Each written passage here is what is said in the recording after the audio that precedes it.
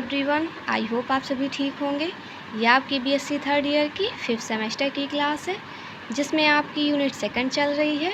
इससे पहले के लेक्चर में हमने फेसियोला हिपैटिका में introduction, classification, internal external morphology और फिजियोलॉजी में डाइजेस्टिव सिस्टम कंप्लीट कर चुके हैं। जाइए लास्ट लेक्चर को देखिए और चैनल को like, comment, share and subscribe कीजिए। टुडे इस टॉपिक का excretory system of Fasciola hepatica. आज हम फेसियोला हिपैटिका की एक्सक्रीटरी सिस्टम को पढ़ने वाले हैं। जो हमारा फेसियोला हिपैटिका होता है, इनमें जो एक्सक्रीटरी सिस्टम होते हैं ये सेम जो होते हैं डाइजेस्टिव सिस्टम की तरह होते हैं।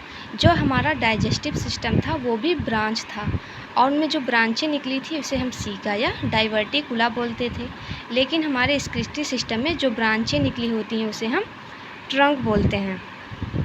इसमें एक मैन एक्सिस होती है जिसे हम मैन लॉन्गिट्यूडिनल एक्सक्रीटरी कैनाल होते हैं। ये जो हमारी बीच की नलिका है इसे हम मैन लॉन्गिट्यूडिनल एक्सक्रीटरी कैनाल बोलते हैं। और ये जो होता है हमारा फर्दर डिवाइड होता है एक्सक्रीटरी ट्रंक में।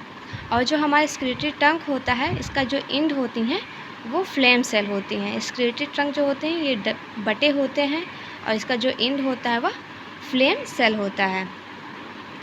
हम यह कह सकते हैं जो फेसियोला हिपैटिका का एक्सक्रीटरी सिस्टम होता है जिससे वह एक्सक्रीशन करता है वह ब्रांच्ड होता है। और इनमें एक्सक्रीटरी सिस्टम में दो तरह की स्ट्रक्चर पाई जाती हैं। एक तो हो गई हमारी फ्लेम सेल और दूसरी हो गई एक्सक्रीटरी ट्रंक। जो हमारे एक्सक्रीटरी डक्ट्स होती हैं ये मैन एक्सक्रीटरी कैनाल और open excretory pour. Lateral branch are found and at the end of lateral branch are found flame cell। जो मैन एक्सक्रीटरी कैनाल होती हैं यह ओपन होती हैं हमारी एक्सक्रीटरी पोर में। और ये जो होती है लेटरल ब्रांच हमारी जो मैन लॉन्गिट्यूडिनल एक्सक्रीटरी कैनाल होती हैं ये लेटरल ब्रांच में बटी होती हैं जिसे हम बोलते हैं एक्सक्रीटरी ट्रंक। और जो लेटरल ब्रांच का एंड होता है वो हमारा होता है फ्लेम सेल।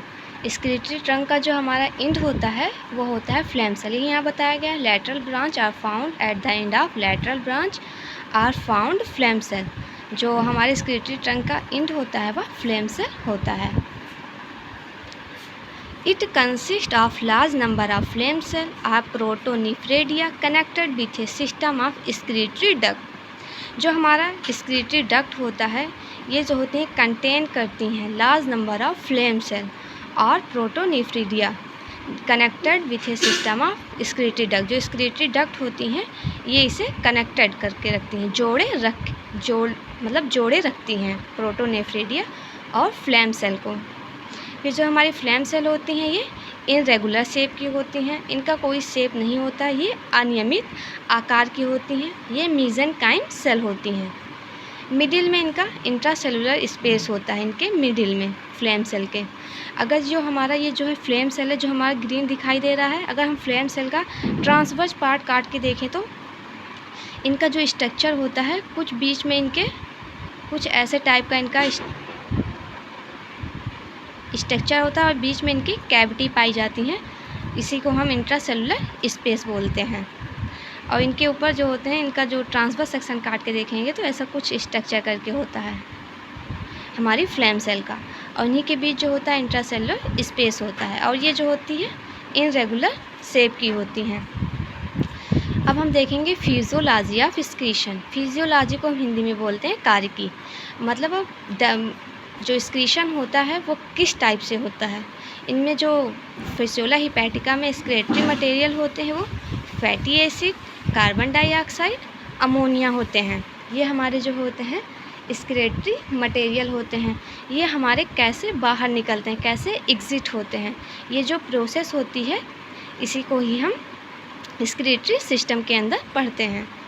जो हमारा एक्सक्रीटरी मटेरियल होता है वह या तो मीजेनकाइम में इलेक्टेड हो जाए, इकट्ठा हो जाए या प्रोटोनिफ्रेडिया में डिफ्यूज़ हो जाए। हमारे यहाँ पे दो कंडीशन होती हैं। जो हमारा एक्सक्रीटरी मटेरियल होता है या तो मीजेनकाइम में इलेक्टेड हो जाए, इकट्ठा हो जाए या प्रोटोनिफ्रेडिया में डिफ्यूज हो जाए। जो हमारी फ्लेम सेल होती हैं, फ्लेम सेल जो होती हैं ये एक्सक्रीटरी मटेरियल को सीलियरी मूवमेंट द्वारा कैपिलरी डक्ट में पहुंचाती हैं एक्सक्रीटरी मटेरियल को, मतलब वेस्ट मटेरियल को सीलियरी मूवमेंट द्वारा कैपिलरी डक्ट में पहुंचाती हैं। और कैपिलरी डक्ट जो होती हैं ये एक्सक्रीटरी मटेरियल या वेस्ट मटेरियल को एक्सक्रीटरी पोर में पहुंचाती हैं। जब हमारा वेस्ट मटेरियल एक्सक्रीटरी पोर में पहुंच जाता है तो वहाँ से ये एग्जिट हो जाता है, मतलब वेस्ट मटेरियल जो होता है वह बाहर निकल जाता है। इस प्रकार से हमारा एक्सक्रीशन होता है। ये हमारा होता है एक्सक्रीटरी पोर। एक्सक्रीटरी पोर से ही जो एक्सक्रीटरी मटेरियल होते हैं या वेस्ट मटेरियल होते हैं वे बाहर निकल जाते हैं। आई होप आपको क्लियर हो गया होगा। नेक्स्ट लेक्चर में हम पढ़ने वाले हैं फेसियोला हिपैटिका की रिप्रोडक्शन लाइफ साइकिल, जो हमारा नेक्स्ट लेक्चर आएगा। Thank you so much watching for this video. Please like, comment, share and subscribe.